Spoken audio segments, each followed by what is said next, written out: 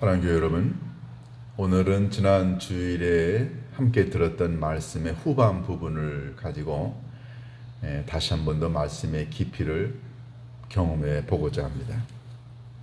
우리는 지난 주일에 회개와 천국과의 상관관계에 대한 말씀을 나눴습니다.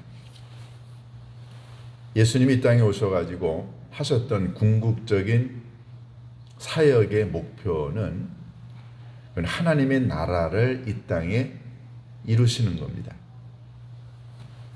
그런데 여러분, 하나님의 나라가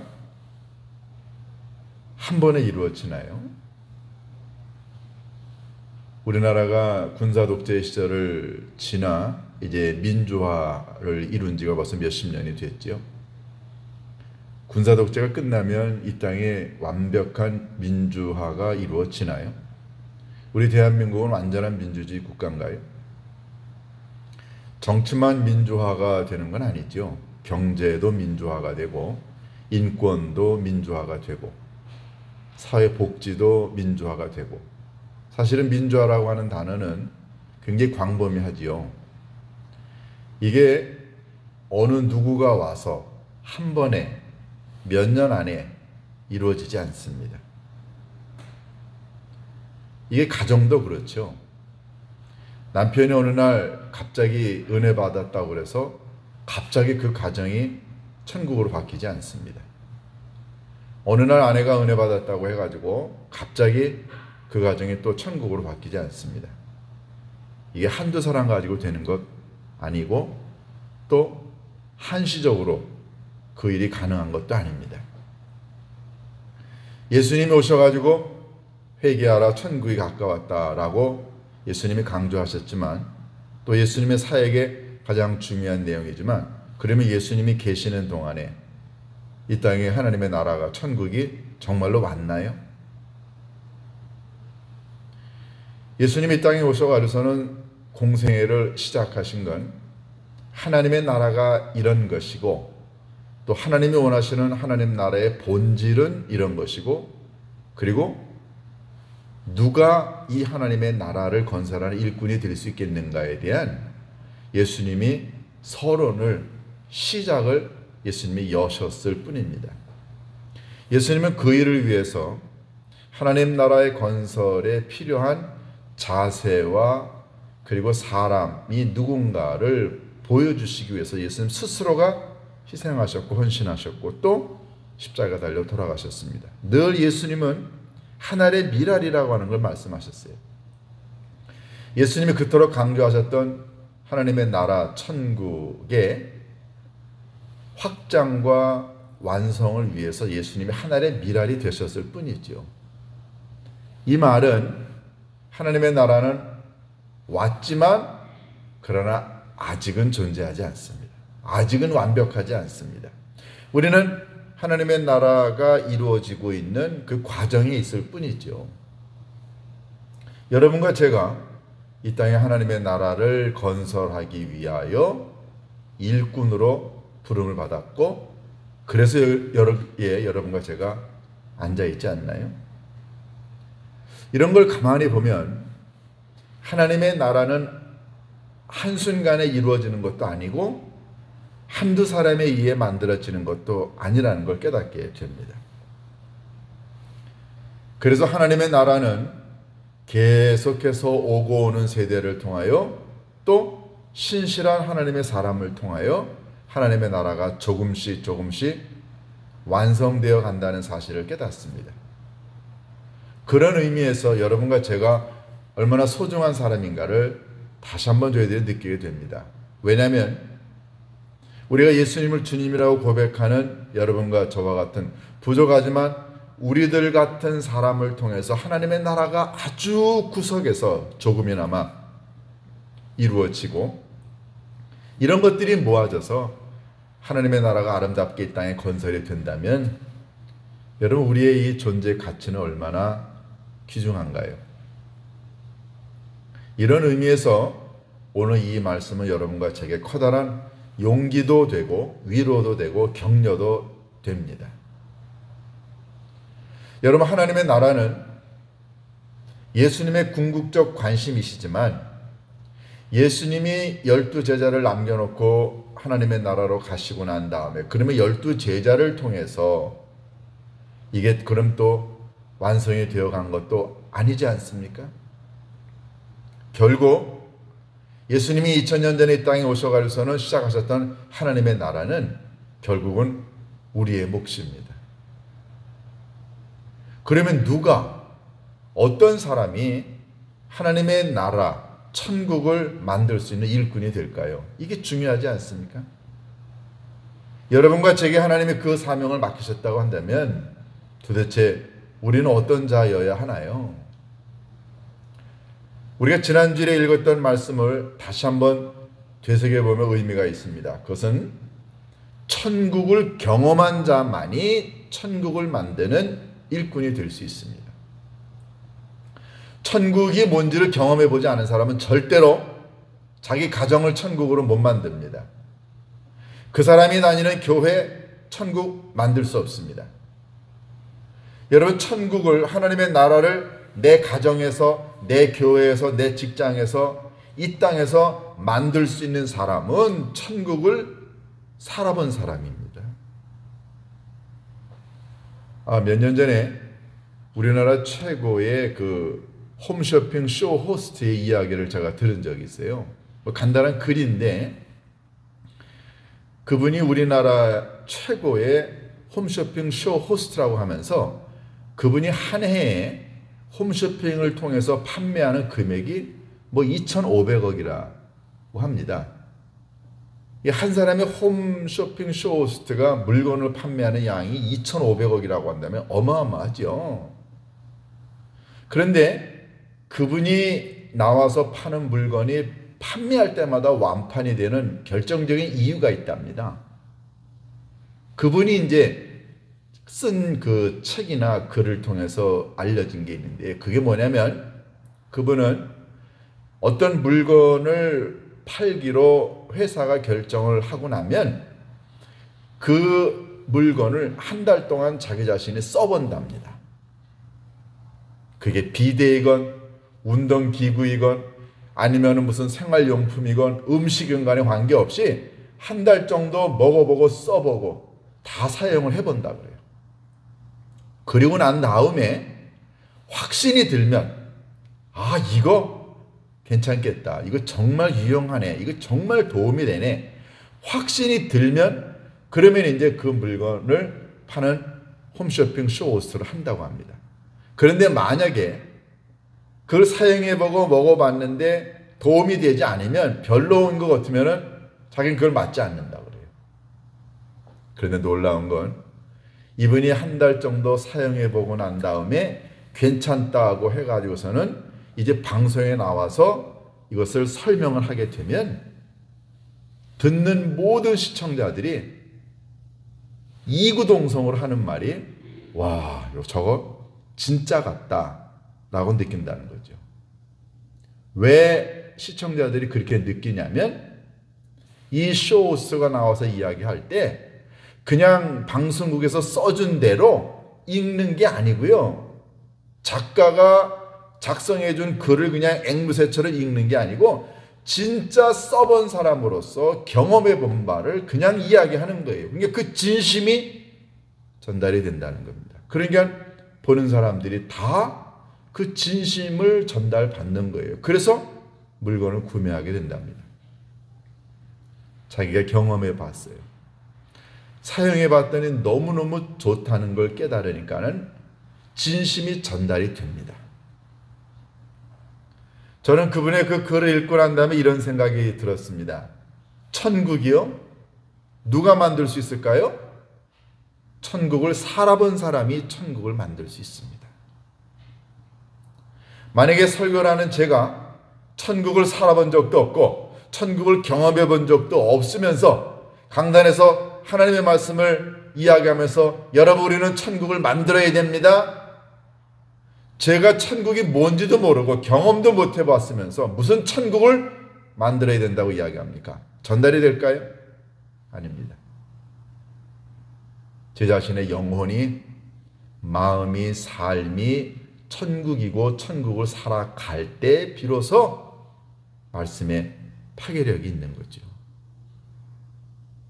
예수님이 이 땅에 오셔가서는 하나님의 나라 천국을 건설하는 일꾼을 부르시는데 그 일꾼은 먼저 영혼과 삶에서 천국을 경험해야 합니다. 그런 사람이 세상에 나아가서는 사람들에게 천국은 이겁니다. 하나님이 여러분과 저를 천국을 만드는 일꾼으로 부르셨습니다. 라고 그 사람이 강력하게 이야기할 수 있는 근거는 배운 게 아닙니다. 전해 들은 내용이 아니고요. 훈련받아 된 게 아니고 삶으로 경험한 천국이 있어야 합니다. 그래서 회개하고 난 다음에 천국을 경험한 사람이 이 땅에서 하나님의 나라를 건설할 수 있습니다. 그러니까 남편이라는 사람이 내 가정을 천국으로 만들고 싶다. 얼마나 아름답습니까? 아내가 내 가정을 천국으로 만들고 싶다. 너무너무 아름답습니다. 그런데 남편이나 아내가 그런 생각과 꿈을 가지고 있다면 그 자신의 영혼과 마음이, 정신이, 삶이 천국을 경험했을 때 비로소 아내에게, 남편에게, 자녀에게, 가정에 천국의 본 모습을 보여줄 수 있습니다. 왜냐하면 천국은 생각이나 글이나 이론이 아니라 천국은 삶이기 때문에 그렇습니다. 그래서 예수님은 제자들을 부르기에 앞서서 회개하라, 천국이 가까웠다. 그래서 회개를 통해 천국을 경험한 사람을 불러 그들에게 하나님의 나라 천국 건설의 사명을 맡기셨습니다. 목사로서 항상 늘 조심하는 것 중에 하나가 뭐냐면요, 제 영혼이 지옥이면 저는 아무것도 할 수 없다는 겁니다. 여러분, 제 마음이 부글부글 끓고 분노가 있고 미움이 있고 절망이 있고 좌절이 있는데 무슨 천국 복음이 전파가 됩니까? 그래서 천국 복음이 이렇다라고 남들한테 이야기하기에 앞서서 천국 복음의 삶을 삶 가운데서 경험하는 저 자신이 먼저 돼야 된다는 게 얼마나 중요한 것인가를 깨닫습니다. 여러분은 안 그런가요? 이런 의미에서 예수님이 오늘 하나님의 나라를 건설할 일꾼들을 부르시는 모습을 가만히 보면 여러분과 제가 얼마나 천국을 먼저 경험하는 사람이 되어야 되는가, 그 중요성을 깨닫게 됩니다. 우리가 지난주일에 이런 말씀을 다 들었습니다. 오늘은 예수님이 지난주일의 말씀을 가지고 이제 한 걸음 더 나아가 내가 너희를 사람을 낚는 어부가 되게 하겠다라고 하신 이 말씀의 의미를 지난주일에 들었던 말씀의 의미와 연결해서 한번 들어보고자 합니다. 여러분과 제가 하나님 나라의 건설을 위한 일꾼이 되는 데 있어서 첫 번째 자격이 회개를 통하여 천국을 경험한 사람이라고 한다면 두 번째 자격은 여러분과 제가 이 세상적으로 어떤 엄청난 스펙이나 자격을 갖출 필요가 없다는 것을 먼저 인식하는 게 중요합니다. 하나님 나라의 일꾼은 회개를 통하여 천국을 경험한 사람이면 되지, 이 사람이 세상적으로도 잘났고 갖춰진 훈련받은 사람일 필요는 없다는 겁니다. 다른 말로 한번 얘기해 볼까요?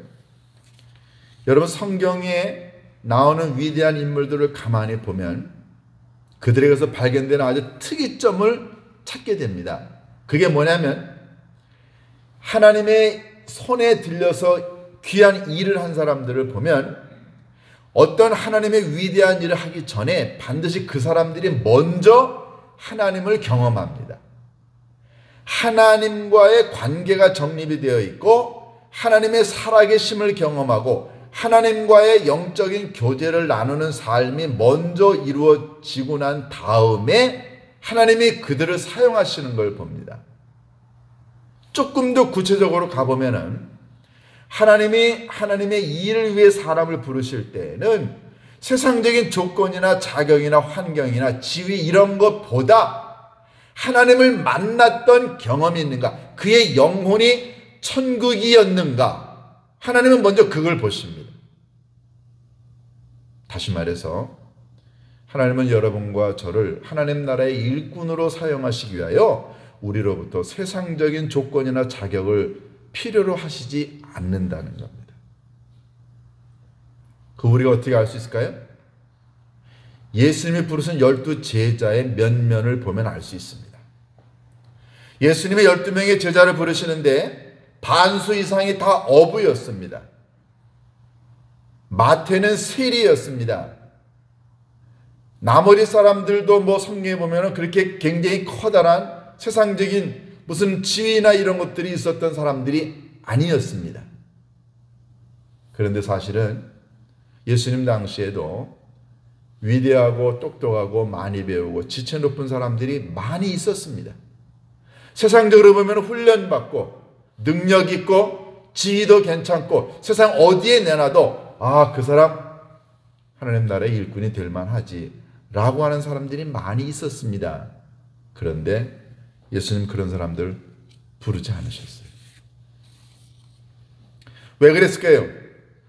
우리는 이 장면을 가만히 보면 하나님의 나라는 이 세상의 나라와 이 기준이 다르다는 걸 깨닫습니다. 여러분, 세상에서는요, 자기네들의 조직이나 단체, 정부도 그렇고, 정치하는 사람도 그렇고, 아니면은 일반 회사도 그렇죠. 자기네가 지향하는 것에 부합이 되는 자격을 갖춘 사람들을 뽑아서 일을 맡기기를 원합니다. 여러분 보세요. 대부분이 다 그 방면에는 아주 탁월한 재능이 있는 사람들이 거기서 두각을 나타냅니다. 그러면 하나님의 나라를 이루기 위해 두각을 나타낼 수 있는 유능한 사람은 누굴까요? 성경을 읽어보면 이 모든 사람들은 세상적으로 기준이 탁월한 사람들은 아니었다는 겁니다. 어부가요? 어땠나요? 천미는 아닙니다. 아주 천박한 사람도 아니고 그냥 평범한 사람입니다. 매일 벌어서 먹고 살아야 되는 그런 사람이었어요.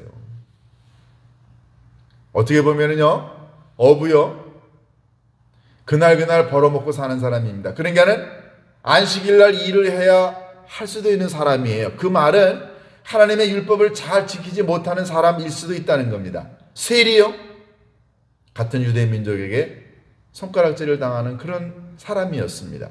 예수님은 그런 사람을 부르셨어요. 우리는 이걸 통해 깨닫게 되는 게 있습니다. 하나님의 나라는 세상에 있는 나라와 기준이 다르기 때문에 하나님의 나라 건설을 위한 일꾼의 기준도 다릅니다. 회개를 통해 천국을 경험한 사람, 천국의 삶을 살아갈 수 있는 자격이 있는 사람, 이런 사람이면 하나님의 나라의 일꾼이 될 수 있다는 거죠. 비록 여러분과 제가 세상적으로 학문이 짧을 수 있고 가진 것 없고 배경 별로일 수 있고 남들보다 많이 못 배울 수 있습니다. 그런데 하나님은 그런 여러분과 저를 부르십니다. 하나님이 정말로 관심 갖는 건 우리의 세상적인 배경이 아니고요, 우리가 회개를 통하여 천국을 경험해 보았느냐 하는 겁니다. 사도 바울이 고린도전서 1장 26절에서 이런 아주 강조를 합니다. 형제들아, 너희를 부르심을 봐라. 육체를 따라 지혜로운 자가 많지 아니하며 능한 자가 많지 아니하며 문벌 좋은 자가 많지 아니하도다. 세 가지를 얘기하죠. 육체를 따라 지혜로운 자가 많지 않고 능력 있는 자가 많지 않고 문벌 좋은 자가 많지 않아 라고 사도 바울이 강조합니다. 그건 뭔가요? 예수님이 고린도 교회 교인들을 불렀을 때 거기에 육체적으로 세상적으로라는 얘기죠. 지위나 경제력이나 이런 거죠. 아니면은 능한 자는 뭡니까? 이게 많이 배우고 똑똑하고 세상적으로 능력 있는 자, 지위 있는 자, 문벌 좋은 자, 이게 배경입니다. 너희들 가운데 이런 자가 많지 않았다라는 말은 하나님은 그렇게 능력 없는 세상적으로 별볼일 없는 사람들을 불러 하나님 나라의 일꾼으로 삼으신다는 이 예수님의 대전제를 사도 바울이 지금 설명하는 거예요. 여러분, 그럼 왜 예수님은 세상적으로 그렇게 탁월하지 않은 사람을 불러 하나님 나라의 일꾼으로 삼으실까요? 왜요? 이게 여러분과 저의 관심입니다. 하나님이 여러분과 저를 부족하게 짝이 없는 우리 같은 사람들을 불러서 하나님 나라의 일꾼으로 삼으시는 데에는 세 가지 이유가 있습니다. 첫 번째는요, 예수님에 대한 절대적인 신뢰를 하는 사람.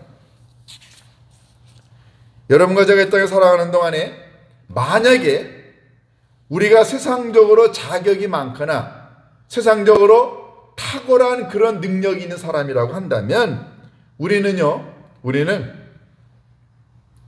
그것 가지고 이 땅에서 하나님의 나라를 만들려고 하지, 하나님 나라의 기준과 방법으로 하나님의 나라를 만들려고 하지 않습니다. 세상적인 자격과 조건으로 이루어지는 나라가 하나님의 나라가 아닙니다. 하나님의 나라는 하나님 나라의 자격과 조건이 있어야 되죠. 그런데 세상적인 조건과 자격을 갖고 있는 사람이 하나님 나라의 일꾼이 되게 되면 그들은 스스로 이렇게 생각할 거예요. 거 봐. 하나님의 나라도 우리같이 능력 있는 사람이 필요해. 정말로 그럴까요? 하나님의 나라는 세상적인 조건과 기준을 필요로 하지 않습니다. 정말로 여러분과 제가 하나님 만나 천국을 경험했다고 한다면 그것보다 더 좋은 자격은 존재하지 않습니다. 만약에 세상적인 자격과 조건이 하나님 나라의 일꾼으로 필요한 그런 요소라고 한다면 그들은 이렇게 생각할 거예요. 자기 자신의 자격과 조건과 지위를 자랑하려고 하는 자기 교만이 드러날 거예요.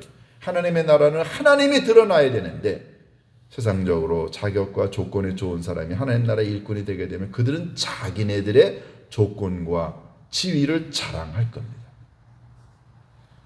하나님의 나라는 만약에 이런 소수의 엘리트 집단으로만 하나님의 나라가 이루어진다고 한다면 하나님 나라는 그런 소수의 그런 집단을 위한 거지 세상에 있는 모든 힘들고 어렵고 고통당하고 가난하고 보잘것없는 사람들은 완전히 소외되겠죠. 하나님의 나라는 어떤 특정한 집단을 위한 것이 아니죠.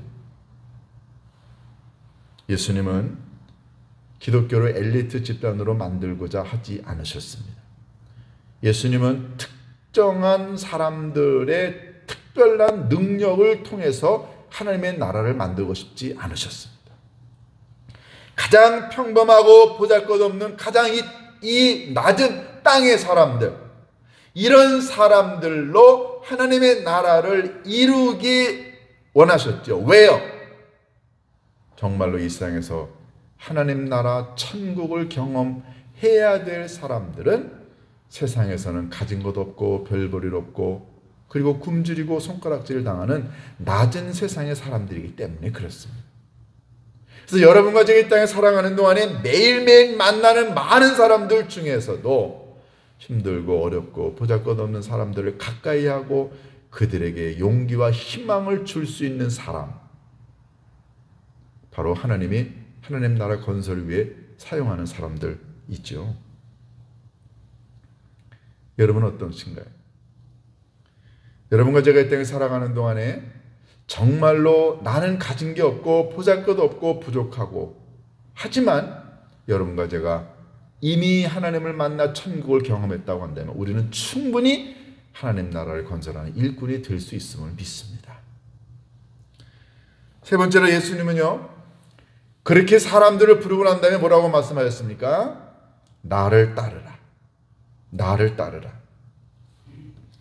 이 주님을 따른다는 이 의미는요, 많은 의미를 갖고 있습니다. 첫 번째, 주님을 따른다고 하는 말은요, 이것은 주님에 대한 전적인 신뢰를 근거로 합니다. 여러분이 누군가를 따른다고 한다면 그 따르는 그 대상, 그분에 대한 신뢰가 없으면 우리 그 사람 따르지 않습니다. 왜요? 나는 나라고 하는 사람의 자존심이 있습니다. 나라고 하는 사람의 인생이 있어요. 나라고 하는 사람의 주인은 납니다. 그런데 내가 내 인생의 주인인데 누군가를 따른다고 한다면 그 사람에 대한 절대적인 믿음과 신뢰와 확신이 없으면 우리 못 따릅니다. 그러니까 예수님이 제자들을 보고 너희들 나를 따르라라고 했을 때에는 뭐가 전제가 되어야 되냐면 예수님에 대한 확신이 전제가 되어야 합니다. 예수님의 말씀이 세상에 있는 것과 다르고 예수님의 능력이 세상에 있는 것과 다르고 예수님의 삶과 가르침이 완전히 세상 것과는 차원이 다르기 때문에 거기에 내가 내 인생을 걸 만큼 그것이 값진 것이라고 하는 확신이 있을 때 여러분과 제가 예수님을 따르게 됩니다. 두 번째는요, 내가 예수님을 따른다라고 하는 말은 내 꿈이나 내 계획이나 내 생각이나 나의 고집을 다 내려놓고 예수님의 것에 내 것을 맞춘다는 의미입니다. 여러분이 누군가하고 만약에 동업을 한다고 쳐보세요. 그런데 동업이 왜 어렵냐면 어떤 사람은 돈을 댑니다. 어떤 사람은 몸을 대고 어떤 사람은 시간을 대고 어떤 사람은 재능을 댑니다. 이렇게 해서 이제 사람들이 모여서 동업을 합니다. 그런데 보세요. 이 동업하는 사람들이 성공을 하려면 각자 자기가 가지고 있는 고집과 생각과 계획만 주장하고 그것이 관철이 되지 않을 때 만약에 화를 낸다거나 아니면은 삐진다거나 하면은 그 동업이 되지 않습니다. 동업은요, 내 생각 중요해. 그렇지만 함께 합의를 이루어야 됩니다. 그럴 때 동업이 가능합니다. 여러분과 제가 예수님을 따른다고 할 때 전제가 되는 건 뭐냐면 내 생각, 내 고집, 내 경험만 주장하면 절대로 여러분과 저는 예수님을 따를 수가 없어요. 내 생각이 있습니다. 우리의 계획과 우리의 지식이 있을 수 있죠. 내 경험도 있을 수 있습니다. 그러나 예수님의 경험과 예수님의 삶과 가르침 앞에서 내 것을 내려놓으려고 결단을 할 때 비로소 우리는 예수님을 따를 수 있어요. 세 번째, 예수님을 따른다는 의미는 뭐냐면요, 내가 앞으로는 예수의 사람으로 살아가겠다는 다짐을 하는 겁니다. 예수의 사람, 예수맨 되는 거죠.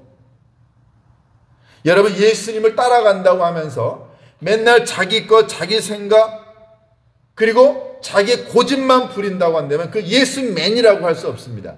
우리가 간혹가다 정치하는 사람들 보면은 말이에요. 옛날에 그런 거 많았죠. 김대중의 사람, 김영사람의 사람, 누구누구 사람. 그 무슨 뜻인가요? 그 사람의 뜻과 계획과 생각에 내 것을 다 내려놓고 그 사람의 말과 행동대로 살아가는 사람, 진짜 그 사람이죠. 여러분, 우리가 예수님을 따르겠다라고 결단하는 건 바로 내가 예수의 사람으로 살아가겠다는 결단입니다. 자, 마지막 제일 중요한 거. 예수님을 따라가는 거는요, 예수님을 좋아하는 것과는 전혀 다릅니다.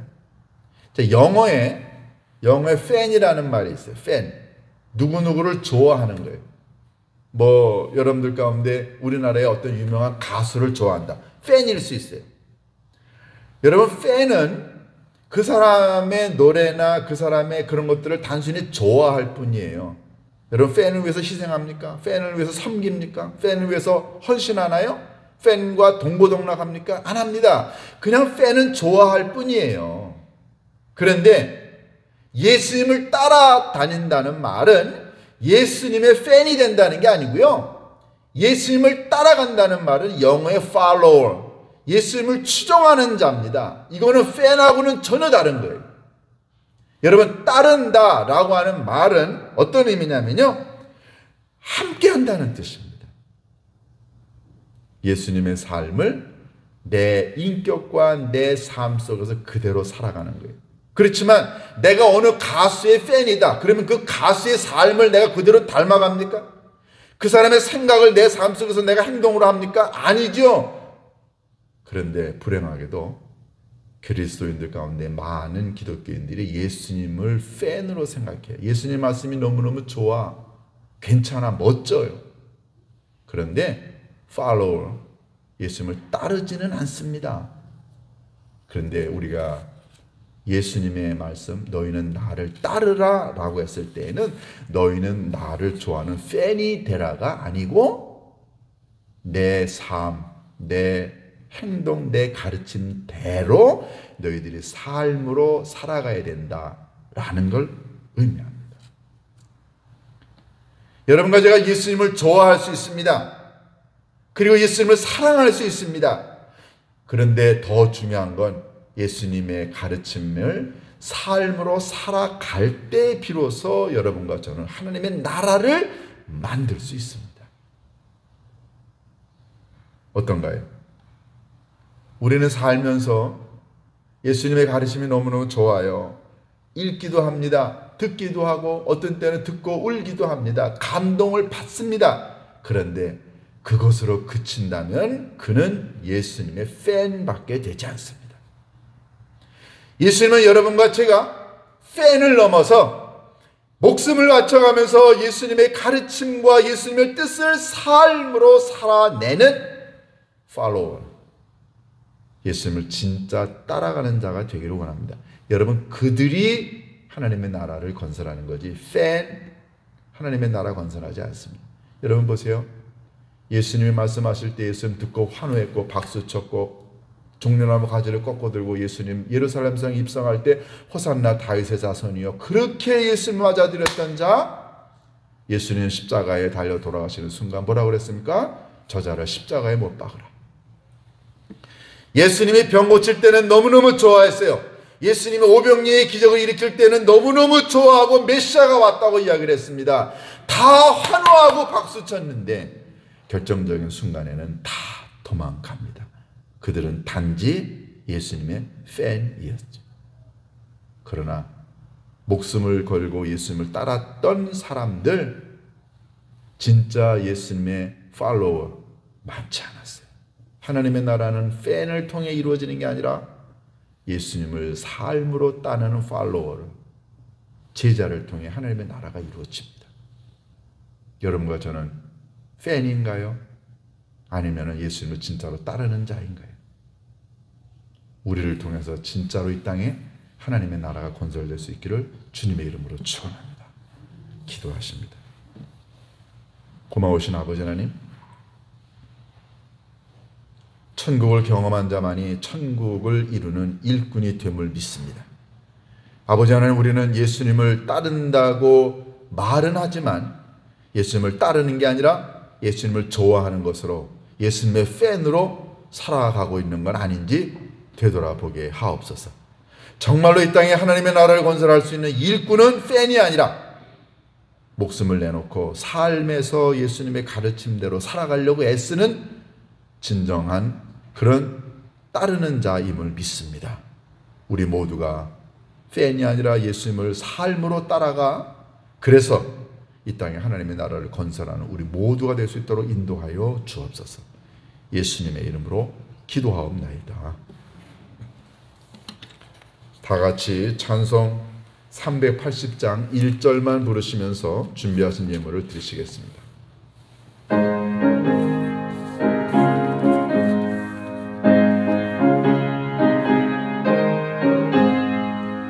나의 생명 되신 주, 주님 앞에 나아갑니다. 주의 흘린 보혈로 정케하사 받아 주소서. 날마다 주를 찬송하겠네. 주의 사랑 줄로서 나를 굳게 잡아 매소서.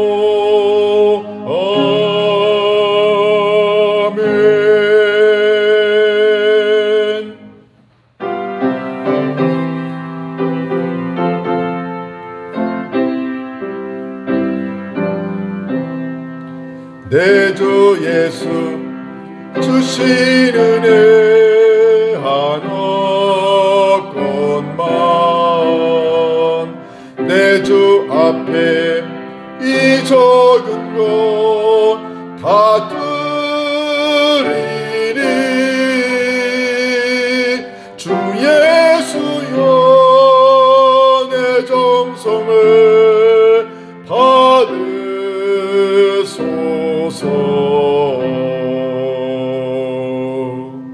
고마우신 주님, 2022년도 1월 달도 오늘이 마지막 주일입니다.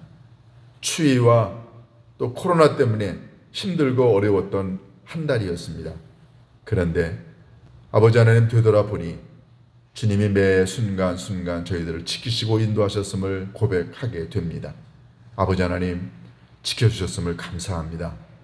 건강도 일터도 직장도 가정도 우리 학업도 사업도 함께 하셨음을 감사합니다. 하나님 많지 않지만 정성을 다해 주님께 드리오니 하나님 받아주옵시고 2월달 한 달도 주님이 동행해 주셔서 승리할 수 있도록 인도하여 주옵소서. 힘들고 어려울 때마다 아버지 하나님 바르게 의롭게 살아가려고 애쓸 때 주님이 저희들의 삶의 지경을 아름답게 만들어 주실 줄로 믿습니다. 아버지 하나님 주신 것 감사하여 바치는 그 손길 하늘에 좋은 곳 땅에 좋은 곳으로 갚아 주옵소서. 학업 가운데는 우리들의 자녀들에게 길을 열어주시고 지혜로 함께 하시고 지치지 않도록 인도하시고 왜 공부해야 되는지 무엇을 위해 살아가야 하는지 아버지 하나님 깨닫게 해주셔서 그래서 주님이 동행하시는 학업이 되게 축복하여 주옵소서. 예수님의 이름으로 기도하옵나이다.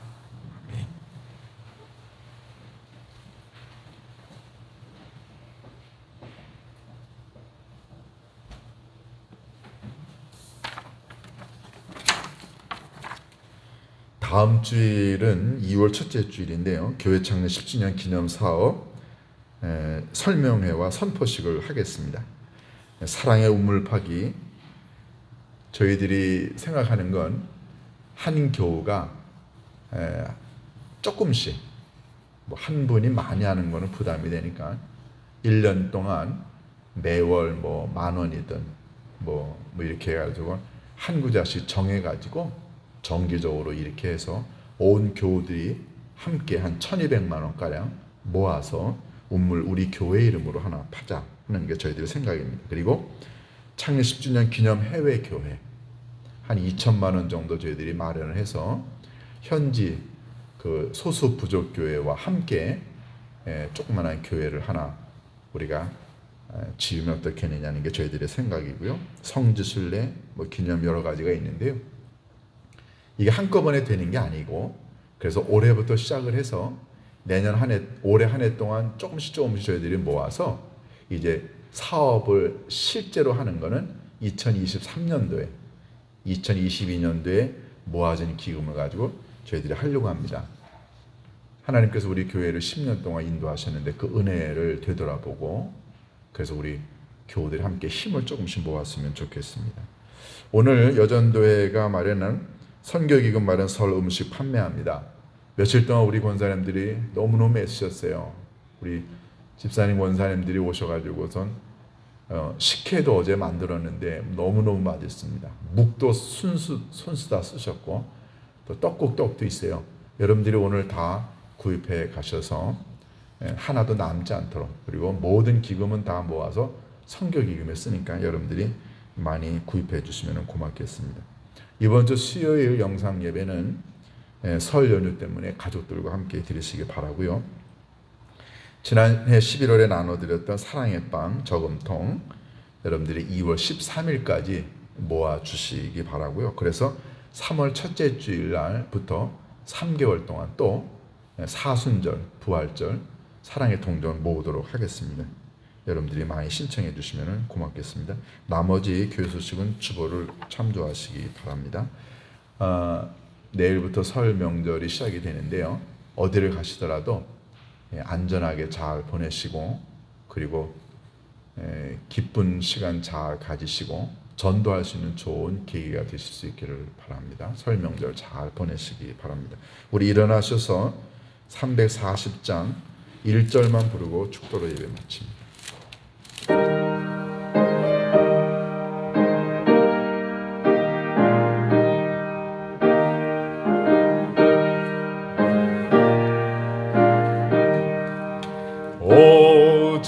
어지러운 세상 중에 기쁜 소리 들리네. 예수 말씀하시기를 믿는 자여 따르라. 이제는 길과 진리와 생명이 되시는 우리 주 예수 그리스도의 은혜와 아버지 하나님의 그 측량할 길 없는 사랑하심과 성령님의 위로하심과 교제하심과 함께 하심이 말이 아니라 삶으로 주님을 따라 이 땅에서 천국을 이루겠다고 다짐하며 세상으로 나가는 하나님의 백성들과 저들이 열심히 일하는 일터와 사업장과 가정과 저들의 학업 위에 이제로부터 영원토록 함께 하시기를 간절히 축원하옵나이다. 아멘.